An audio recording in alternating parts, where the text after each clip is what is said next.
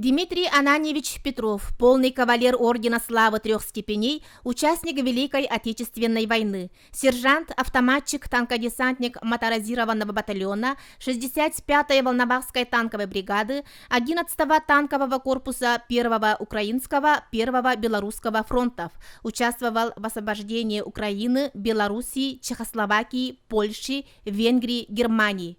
3 ордена славы, 7 боевых медалей, 6 благодарностей приказам Верховного главнокомандующего армии товарища Сталина. Родился в 21 году 8 июля в Татинском Улусе, призван в ряды Красной армии в марте 42 года. Проходил воинскую подготовку сначала в частях Забайкальского округа, затем в воинских школах, дислоцированных в Московской и Ивановской областях. Хороший охотник и меткий стрелок Дмитрий быстро овладел воинскими специальностями пулеметчика, снайпера и автоматчика.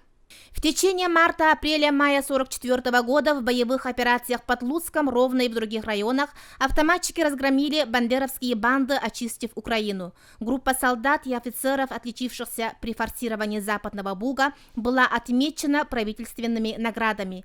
Орденом Славы 3 степени был награжден и сержант Петров. За мужество и героизм в боях за населенный пункт Третины в Германии Петров Дмитрий Ананьевич награжден Орденом Славы 2 степени. За исключительный героизм в боях за населенный пункт Хоенштейн 20 апреля 1945 года Петров Дмитрий Ананьевич награжден Орденом Славы 1 степени. Инвалидом войны почти без левой руки воин вернулся в свой родной Алас. Земляки-труженики колхоза Ворошилов провели исых победителей, приветствуя своих героев-фронтовиков. На исыхе были вручены колхозникам медали за ударную работу в тылу. Стало доброй традицией поколения ворошиловцев проводить на этом тюльге юбилейный исых победы. В послевоенное время Дмитрий Петров работал в разных учреждениях и организациях на управленческих должностях.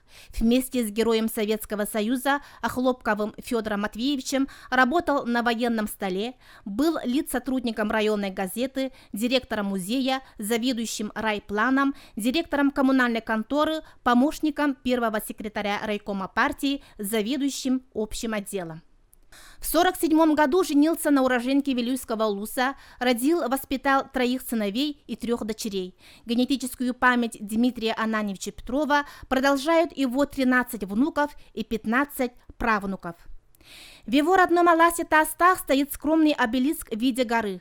Облик его любимых гор Туайдах, Очут, Манган, хранители которых служили ему оберегом, талисманом в трудную минуту его жизни в годы Великой Отечественной войны. Умер Дмитрий Ананьевич Петров 8 ноября 1971 года в 50 лет. Похоронен на площади Слава в селе Этыкель Татинского Улуса. Его имя носит улица в селе Этыкель. Также в 2002 году имя Дмитрия Петрова присвоено Этыкельской средней школе номер 2.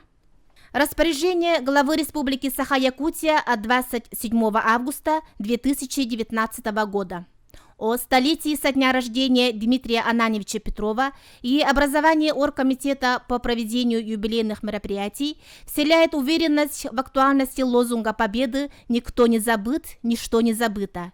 И имя единственного из народа Саха, кавалера Ордена Славы 3 степеней Петрова Дмитрия Ананьевича, найдет достойное место в памяти поколений и в его реальных делах.